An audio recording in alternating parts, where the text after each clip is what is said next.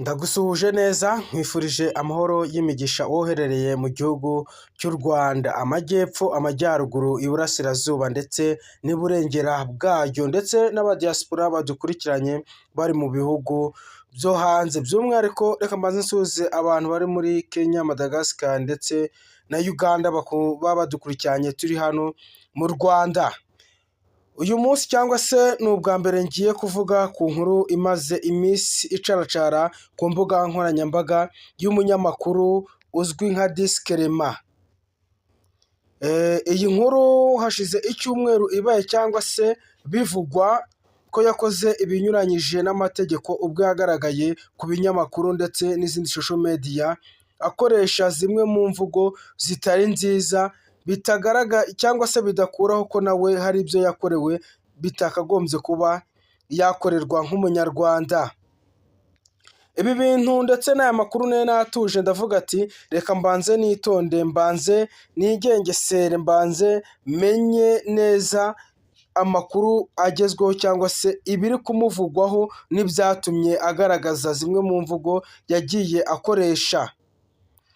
Bishoboka ko ari ubwa mbere wowe nkurikiye ugiye kumva icyo ibijyanye n'aya makuru ya Disclaimer cyangwa se zimwe mu mvugo yakoresheje. Ndagira ngo unkurikirane akantu ku kandi kugira ngo utaza gucikwa cyangwa se uze gusobanukirwa. Birashoboka ko hari benshi mwahuye cyangwa se wagiye wumva ibiganiro bagiye bakora ariko hari ibyo batagiye bavuga muri iki kiganiro. Ndagira ngo uze gukurikira neza kugira ngo uze gusobanukirwa akantu ku kandi, uyu Disclaimer yari muntu ki cyangwa se yakoraga iki. Uyu Disclaimer yari umunyamakuru ukorera ku mbuga nkoranyambaga ndetse no ku yandi mateleviziyo agiye atandukanye, dore ko hari n'ikinyamakuru cyiwe akoreshwa cyane by'umwihariko kizwi ku rubuga rwa YouTube. Uyu Disclaimer yaje gucya atangiza umushinga wo kubaka amashuri nta byangombwa, dore ko ari nacyo yaje kuba yazira. Kora subscribe, like, share and comment kugira ngo tubane muri iki kiganiro, unkurikirane akantu ku kandi, ntuze kurambirwa gukurikirana kino kiganiro kuko birimo ibintu byinshi, by'umwihariko wowe cyangwa se n'undi munyarwanda cyangwa utuye igihugu cy'u Rwanda yakagombye kuba yakingegesera atitaye ko ari icyamamare cyangwa se azwi. Abantu benshi zino kamera cyangwa se izi mbuga nkoranyambaga zirabashuka, by'umwihariko ugasanga bitewe n'izina afite akumva ko ari buze gukora ibinyuranyijwe n'amategeko atitaye ko hari abantu bamuzi, akumva ko kuba azwi hari ibintu ari buze gukora binyuranyijwe n'amategeko y'igihugu cy'u Rwanda. Uyu Disclaimer yatangiye afite inzu yakoreragamo ashinga ishuri ryigisha abana b'incuke. Abonye biri gutanga umusaruro aza kwaka icyangombwa ku murenge kimwemerera kuba yakora ishuri byemewe n'amategeko, birakimwemerera. Aza kwiyongereraho, aza kujya kwaka icyangombwa cyo kugaragaza ko ari ukuvugurura.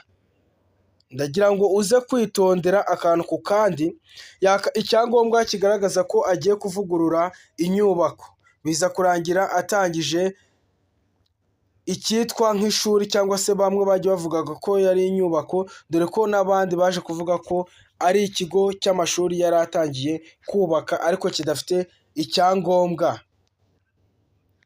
Nibwo inzego z'umutekano ndetse n'inzego za leta, by'umwihariko bamwe mu bayobozi aho yubakaga ikigo cy'amashuri, byaje kubibona nyuma inyubako imaze kugera ku marento, bari hafi kuba wenda basakara kugira ngo icyo kigo cy'amashuri kibe cyatangirwa gukoreramo. Nibwo baje kubibona baraza nk'uko basanzwe basenya inyubako zitujuje ibyangombwa, baza kurangira n'ubundi bamusenyeye, aribwo yaje kugaragara imbere ya kamera akoresha amagambo atari meza, ari nayo yaje gutuma yatabwa muri yombi. Nibwo yaje kugaragaza imwe mu mvugo itari nziza cyangwa se idakwiriye umunyarwanda bitewe n'igihe twagiye tunyuramo cyo muri Mata 1994. Ni imvugo itakwiye kuba yagaragaraho umuntu ujijutse nka Disclaimer ndetse ni n'ibintu abantu benshi bamugayiye by'umwihariko, dore ko ibyo yari kuvuga byose byari bifite ishingiro. Ariko yavuze mu magambo ndetse mu mujinya n'uburakari ubwo yari kumwe na Ndahiro Valens Papi, avuga ko abamusenyeye no kumwica bakagombye kuba bamwica, ahubwo icyo basigaje ari ukumwica bashaka ko baza bakamwica. Kuba yaranabinginze ko bakagombye kuba basenya neza cyangwa se bagakuraho izo buroke muri miliyoni 60 yari amajije gutakaza z'amafaranga y'u Rwanda, akaba wenda yaramuramo makeya nimba yarakoze ibyemewe n'amategeko, dore ko yanabinginze aravuga ati mwakagombye kuba mwamfasha mugakuraho buroke mugasenya neza. Aho niho yagaragaye mu kiganiro abinginga cyangwa se avuga ko ibyo bamukoreye atakagombye kuba yabikorerwa, kandi ko yaje kuba yatangira kubaka cyangwa se kuzamura inyubako. Hari bamwe mu bayobozi babizi aka kanya cyangwa se icyo gihe, zimwe mu mvugo ntaza kuvugira hano bitewe n'ibihe turimo byo kwibuka cyangwa se no kwibuka abacu bagize ingaruka cyangwa se bahowe uko bavutse n'uko biremye. Ni imvugo ntari buze gukoresha hano, ariko ndabizi ko muri icyo gihe warabyumvishije. Ibi bintu ni ubwa mbere ngiye kubivugaho nibasiye uno mugabo Diskelema, cyangwa se kugira ngo tuze no kugira bamwe mu ba influencer cyangwa se mu ba blogger, abanyamakuru, ibyamamare, abastar uko bakagombye kuba bakitwara cyangwa se bakagombye kuba bamenya izina rigari bafite. Yaje gutabwa muri yombi biza kurangira, ubwo ndatarutsemo gakeya kugira ngo nanze kwinjira mu kiganiro in deep kugira ntabanje kukubwira bimwe mu byagiye biranga uyu mugabo Diskelema ubwo bamusenyeraga. Yaje gutabwa muri yombi n'ubugenzacyaha, dore ko binavugwa ko yabashije kuba yarwanya inzego z'umutekano by'umwihariko polisi ndetse n'abanyerondo, abadaso n'izindi nzego, biza kwitabaza izindi nzego ziturutse hejuru ku rwego rw'akarere. Uyu mugabo Diskelema birangira atawe muri yombi. Aka kanya ayamajije gukorerwaho iperereza cyangwa se gushinjwa ibyaha bigera mu byaha 7 birimo kwibasira inyoko muntu ndetse n'ibindi bigiye bitandukanye, n'icyaha cya ruswa, kurwanya inzego z'umutekano, kuvuguruza amategeko ya leta no gukora agamije inyungu ze bwite, n'ibindi byaha bigiye bikomeye ndi buze gupininga aho ngaho. Ariko mbere y'uko aza gushinjwa ibyo byaha, yaje gutangaza anasaba imbabazi leta y'u Rwanda, avuga ko ari umujinya wabimuteye byo kuba yakora ibintu nka biriya. Ariko by'umwihariko turaza kwibaza umugabo nka Diskelema wakoze ibintu cyangwa se uzi amategeko, wasomye kandi unajijutse, nibyo koko yarababaye, ariko ntago bikwiye kuba umuntu w'umusitari nk'uriya uzwi n'abantu benshi ashobora kuza akavuga amagambo bitewe n'ibihe tugiye kujyamo cyangwa se twe tugiye kwinjiramo mu gihe cyo kuba twakibuka abagize ingaruka cyangwa se abahowe uko bavutse, abazize uko bavutse muri iki gihe cy'ukwezi kwa 4. Uyu mugabo Diskelema ataratabwa muri yombi yaje kuvuga ko ubwiwe ari amafaranga 900 yemeye, yaje kuba yakitangirwa, yatanga amuturutseho kugira ngo abashe kuba yakemererwa kubaka. Yavuze ko udashobora kuzamura inyubako utatanze akantu, ari naho baje guheraho bamukurikiraho icyaha cya ruswa. Ibi bintu abantu benshi babifashe nk'aho ari ibintu byoroshye cyangwa se ari ibintu bidakaze, ariko reka nkubwire ko ibi bintu biri buze kurangira bifungishije bamwe mu nzego za leta cyangwa se mu nzego z'ubuyobozi, by'umwihariko n'abandi bose bafashe kuri aya mafaranga, biri buze kurangira bose batawe muri yombi. Ikintu utari uzi umuyobozi w'umurenge aho yubakaga yamajije gutabwa muri yombi, ndetse na enjeniyeri w'umurenge nawe yamajije gutabwa muri yombi.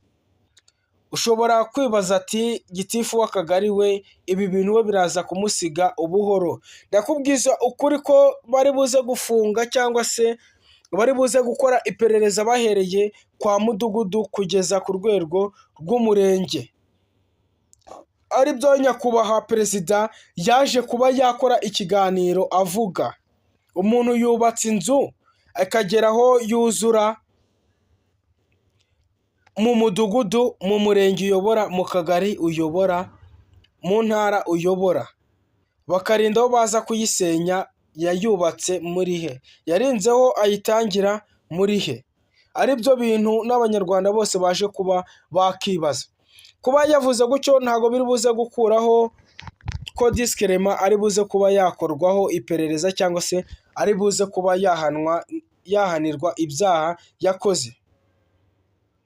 Bamwe mu banyamakuru mu ba content creator bagiye bavuga ko uyu mugabo diskerema iyo aza kuba yaratuje agacejeka,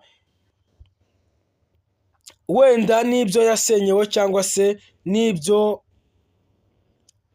n'iby'inyubako yiwe kugira ngo ize kuba yasenyerwa, yari kuza kuba ababisenye ndetse n'ababikoze bamwe mu nzego za leta bari kuza kumusubiza igenagaciro ry'amafaranga ye yaje kuba yatanga hano kuri iki gikorwa cyiwe bivugwa ko ari ishuri.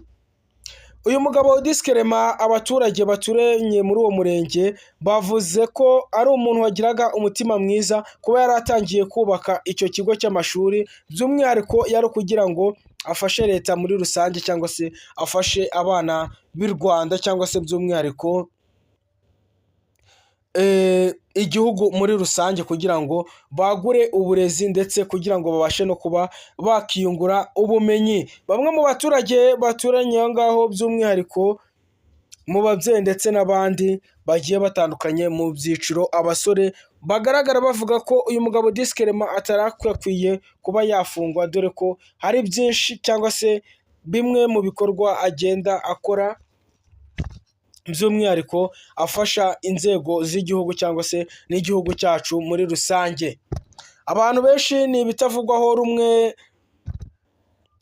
banavuga ko banamunenga kuba yaragaragaje amagambo amwe yagiye akoresha byatumye ibigarasha cyangwa se abagwanya ubutegetsi bw'u Rwanda aba yabahereje intero yo kuvuga. Aho niho diskerema abantu bahera bamugayira. Reka nkubwire ko Badrama wifatikanyije n'ikigarasha aho ari hose ari kwicuza, dore ko mu bitaramo cyabereye muri Amerika cy'umuhanzi hano mu Rwanda yaje kuba yasorwa nk'utabona, dore ko yagaragaye kuri kamera. Ukurikije uko yagaragaye kuri kamera ni ibintu nawe aho ari hose ashobora kuba ari kwicuza. Ibi turaza kubihuza gute n'ubutumwa Shaddy yaje kuba yamugenera? Shaddy Boo yaje kuba yamugenera ubutumwa avuga ati ubaye ukenye cyangwa se ubaye nta bushobozi ufite wakagombye kuvuga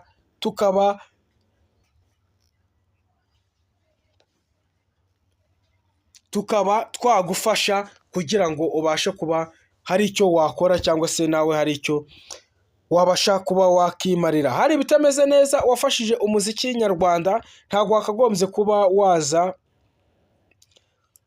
kwifatikanya n'ibigarasha cyangwa se usebye igihugu cy'u Rwanda. Nta igihugu cy'u Rwanda kitagukoreye, dore ko unakenye n'imbara ayo mafaranga ibigarasha bigushukisha kugira ngo uze gusebya igihugu cy'u Rwanda. Wagasabye inkunga, uri icyamamare, ufite brand nini cyane, dore ko ufite na platform utaburaho uvugira, dore ko wakagombye kuba wasaba inkunga.